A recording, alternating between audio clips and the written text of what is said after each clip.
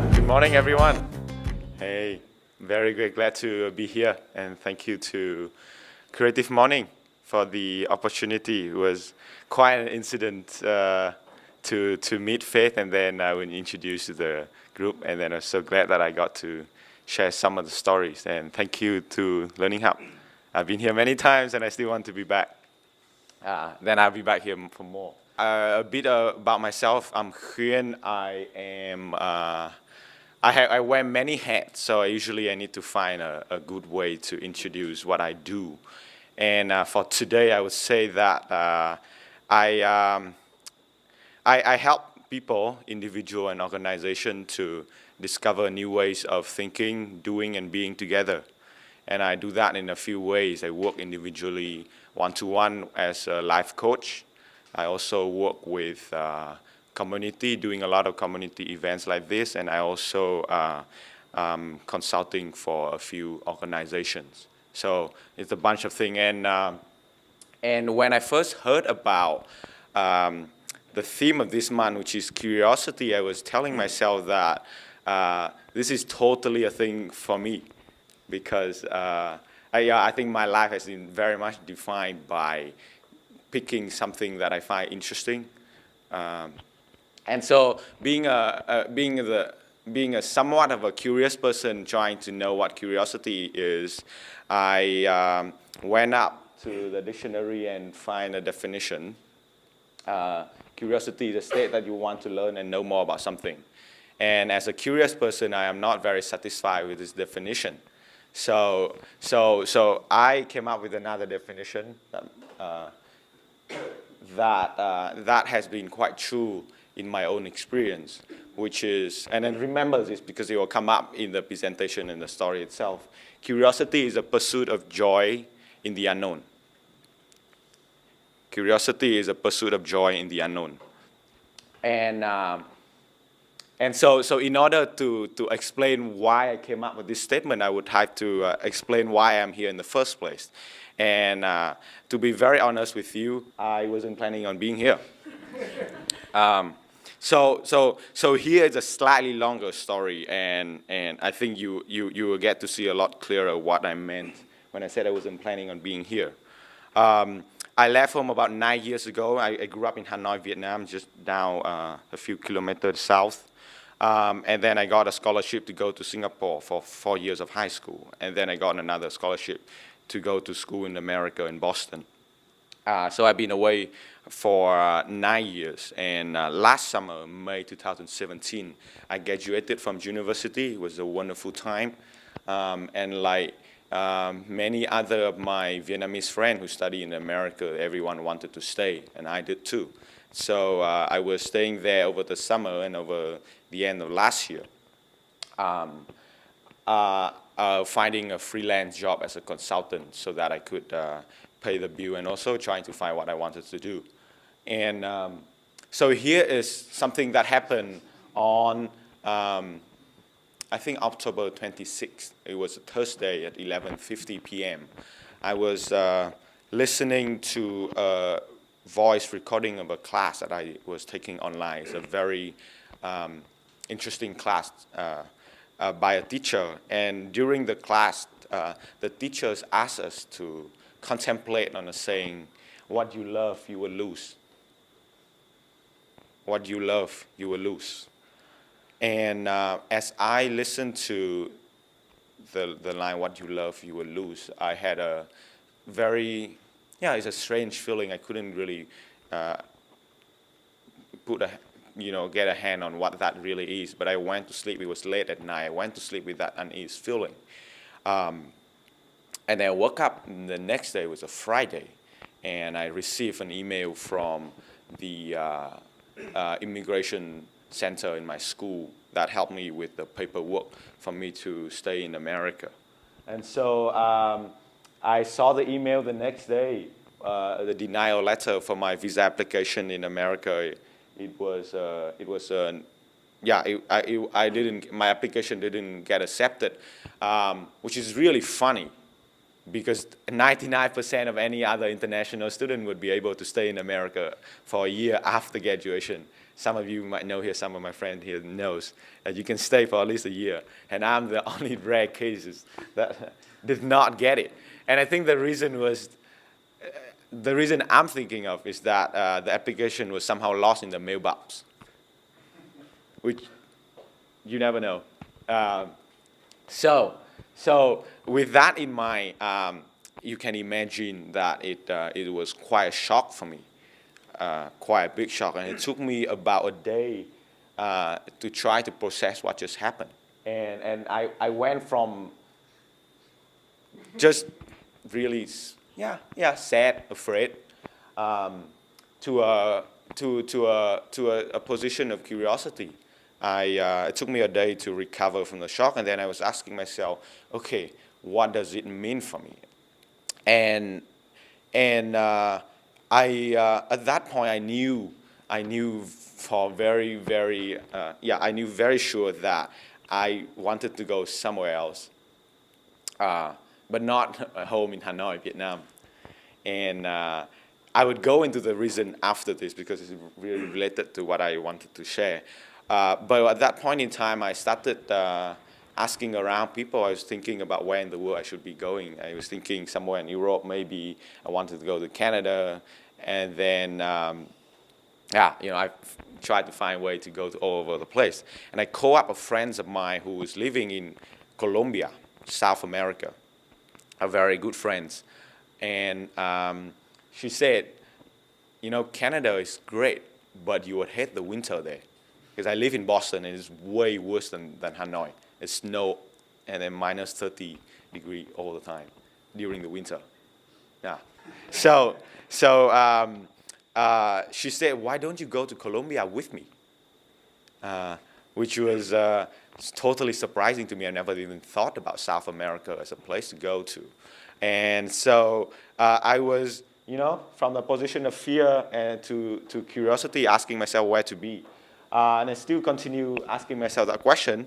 I got the suggestion to go to Colombia. I really like it. So I went to the Colombian embassy in Boston and submitted my application for a visa there. And just to find out in a few days after submitting some money, quite a bit of money for the application, they sent me back an email saying that, sorry, we could not give you the visa because technically you are not legal in America. And you have to go back to Vietnam in order to get a visa to Colombia. So I felt the same way too. At first I was just like, oh. And then I asked myself the curious question, okay, what does that mean? And this time I really wanted to try again. So I was somewhat desperate. So I asked myself, is there a way for me to do this? And I called up the Colombian embassy in Hanoi online. I called it to online. And then I asked them if they can get a visa to Colombia without coming back to Vietnam. It's just not worth it to fly to Vietnam and then fly to Colombia. That would cost $2,000-3,000, and I have no money for that. And so I called them up and they said, it's okay, we can try to do that. We can give you an online visa for 3 months as a tourist.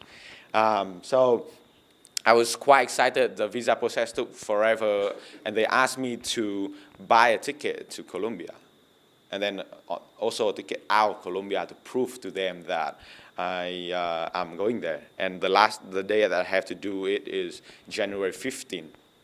So I booked a ticket on January 15, and January 10th, Wednesday, another evening news, I think around 11 p.m., I was visiting a friend in a new city in California, and I received a direct phone call from the Colombian embassy in Hanoi, calling me directly because they wanted to inform me in advance that they could not give me a visa online after a very, very long time. And they said, because technically you are not in America, you are not legal there. So we call you now so that you can cancel your flight to Colombia.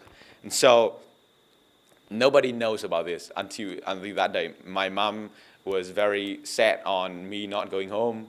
And I was also telling everybody that I would be going to Colombia. People started to recommend me places and things to eat and recommend me friends to hang out with in Colombia.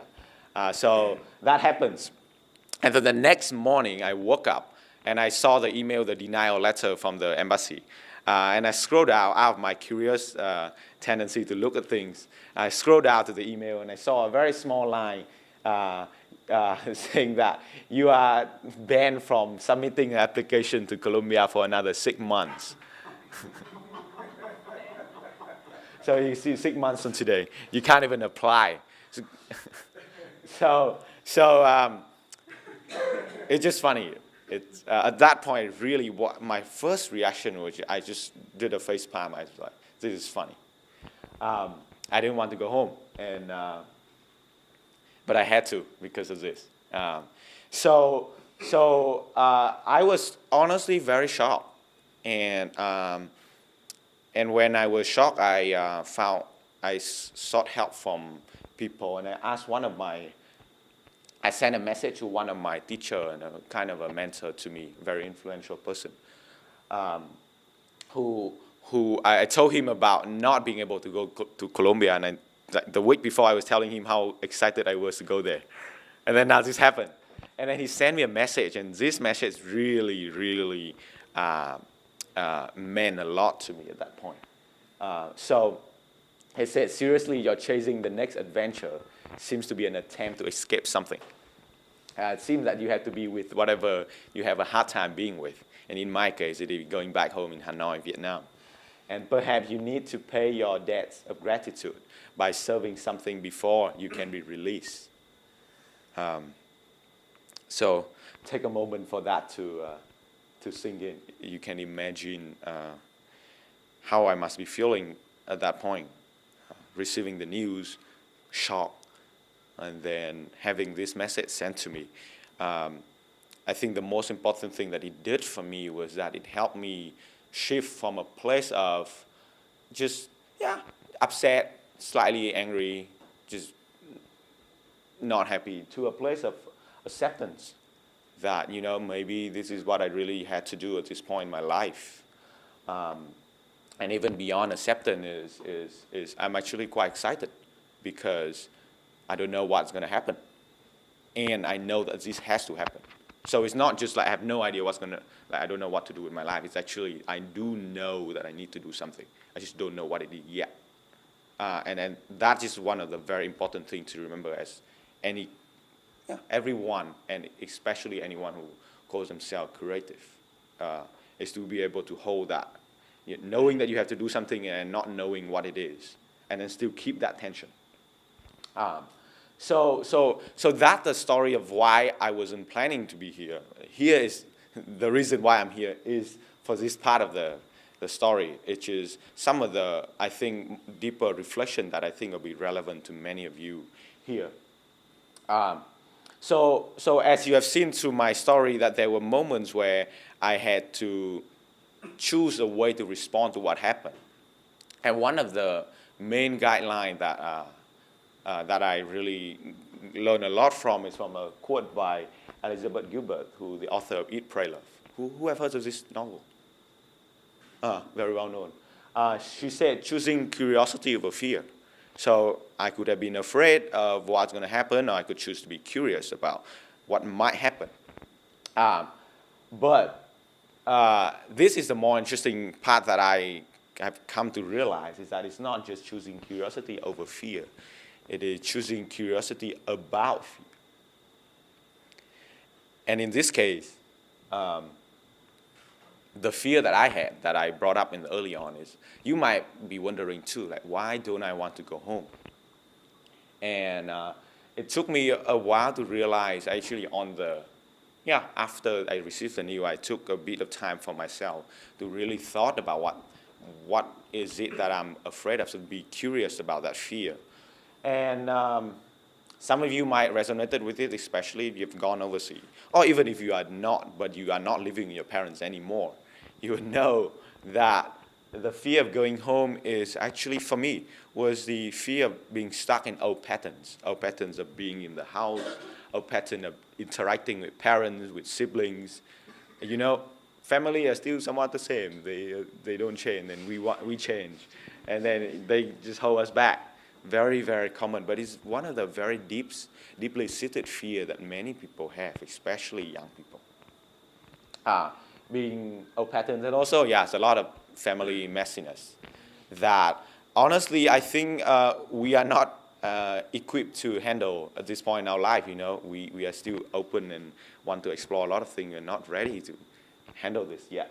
So really for me, understanding that fear of going home is actually the fear of being stuck in old patterns allows me to be curious about, okay, if that was the fear, then what would it mean for me to face it? And probably, it will probably means trying to change the patterns that I'm interacting with the family. And I've come to a realization after years of staying abroad, as someone who doesn't have a very fuzzy sense of what a home is that home is not really a physical place. It's not even a feeling. And I've come to a definition that home is what touches me enough, or maybe so much that I want to help transform it. So home, a community that I feel that I care about them, that they care about me, that I want to contribute to it. That's home. And learning hub here sometimes call it home too. Right? People, you find a place that you care enough about. You want to do something for it. And so is my home. In my home, it's a few kilometers away from here. I really wanted to transform it in some way. And I come to realize that people say, "Oh, welcome home," and you are going home. And I think at this point in my life, and some of you might resonate with this too, the more important thing is making a home rather than going home. It involves our own creation. There's no like, this is home and you go there, you want to do something for it. So making home is more important than going home. So that's point number one about curiosity about the fear, and this is fear of being home. The second thing that I really thought a lot about as I was in that state of transition when I was in America, about to leave to Colombia and then to Hanoi, Vietnam, was I've come to understand and appreciate this thing I call deep boredom, which, how many of you here hates being bored? Okay, yeah. Some of you might never experience boredom. That's another thing. But me too. I cannot stand boredom. I find it. I need to do something. And what was going through to me as I was in the last few months in America, November, December, January, was that I was experiencing this sort of very deep boredom, an existential meaninglessness. I was not really sure I was there. I didn't feel the vitality. I didn't feel really I don't even work that much, but I just felt sort of drifting. And it felt somewhat like it's not very creative, and I wasn't really into that. I'm mentioning deep boredom because it's actually, as now I'm looking back, deep boredom is an essential experience of being a human. Is that at some point in your life, you will get just deeply, deeply bored about your life. Like, you have no idea what it really meant. And you feel some sort of meaninglessness, like an emptiness. And what I really wanted to share from my experience is that's actually very good. It is very good, but it's also very scary and dangerous when you enter that state, because the first temptation is to try to do something else to get rid of that boredom. And I took me a long time to just sit and be with myself in a long period, just being bored and not doing anything. So from outside, people would think that I'm not really doing anything. And if my parents and friends would see that this guy is not doing much. But I wanted to share that. It is a very uncomfortable time to be in, just not doing anything. And I don't recommend you to do it on your own at home because you might go crazy. But in case if you really do want to, and for you, if you feel that you really want some sort of deeper joy in life, that you dare risking the comfort of your own old self. This is how I've been doing, this is what I've been doing, and I'm bored, but that's okay. Then you might want to try it, just be alone for a long time and not doing anything. Don't recommend, but if you have the courage to do it, please do. There will be people like me and many other people here will be supporting you doing that. So here's why I mentioned the deep boredom, because I've come to a realization that, as you can see, I used to be a chemistry student when I was younger. So I do like to put some equation here. You have the OU, which is who you are now, and if you are experiencing deep boredom, and you just let it happen that way, I think the result would be some sort of lifelessness. Or you can say, to me, it's no different from from dying, from death. I call it an alchemical reaction because it's not really chemistry. You'll see. So something that I've learned from my experience, just to be with my deep boredom and being curious about what it really is that you can add something to the reaction and you can have something very different. With the curiosity to ask myself the question, okay, what's really happening here? What is this like deep boredom? Like, what is this meaninglessness in my life? And just being curious about that. Like, okay, you don't have to find out what it is, but you can be attentive to the state of being bored. Over a period of time, you can actually transform into a new version of yourself. You know, sometimes there's no reason for us to do something, but we just pack our bag, literally and figuratively, pack our bag and just do something else, and you discover a new part inside or outside of you, a new you. And then the very, very important component of this reaction is joy. Is that when you are able to do it, as you can imagine, you will find a new source of vitality, joy to your life. But it takes the courage to be curious with the boredom. And I also come to realize this. And I didn't dare to share this kind of thing because people would think that I'm too old for my age. And then people who are too old don't think that I am legit enough to say this kind of thing. But I'm doing it anyway. So the meaningful life. People talk a lot about happy life. Some people do think about meaningful life. Sống có ý nghĩa. And I've realized that part of the meaningful life for me is about walking on an uncertain path. You might walk on a set path, very clear path, and you don't know what's going to happen in terms of outcome. I don't think that's where meaning comes from. You can walk like everybody else, and then you don't know the result. But you're not even sure about what path to walk on. The path is not even clear yet. And we still keep walking. I think that's where most of the meaning in our life comes from, because we are the one who craft the meaning of our life.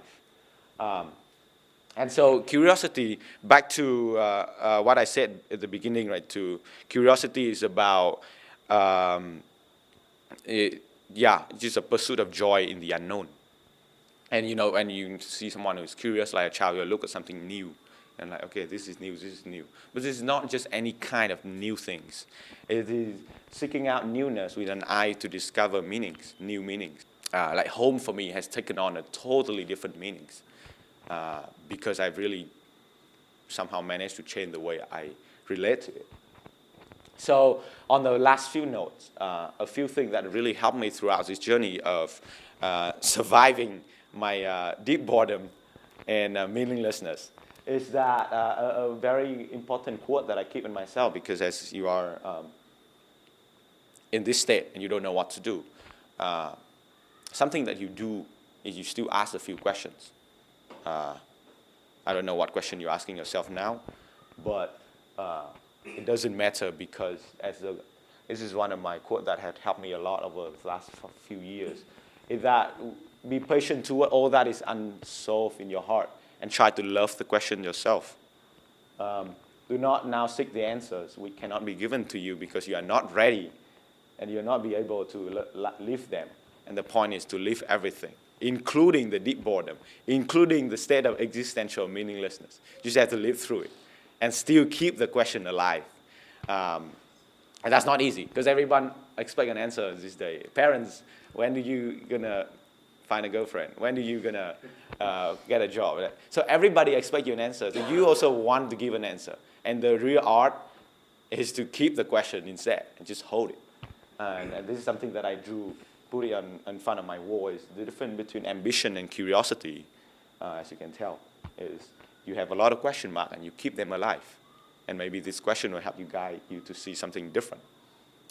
So keep the questions. And the last thing that I'm really learning throughout this whole experience is that I've learned to respect the unknown a lot more. I used to think that, okay, this is my life, I can figure that out. I've been away from home for 9 years, somewhat of a very independent person. I can figure that out. So you can see this is kind of my life, right? This is the ups and downs and like, all sort of things. And I've come to realize that there's a lot more than life than just my life. And in fact, when everything is happening to me like that, if I am able to see or just to appreciate the deeper unknown that run underneath the whole ups and downs of my own life, like this, there's a lot of colors, there's a lot of current, there are a lot of things going on, and appreciate that unknown. It really helps just not being too serious and still remain curious, because there's so much more. Like, I can't just look at my life, okay, this is what happened to me. There's a lot more. Things that we can't even see, but maybe some of us can feel it. And with that, I conclude my sharing. Stay empty, stay curious. And I'm very, very glad to have people coming in here. That's okay. And thank you so much for your time and listening.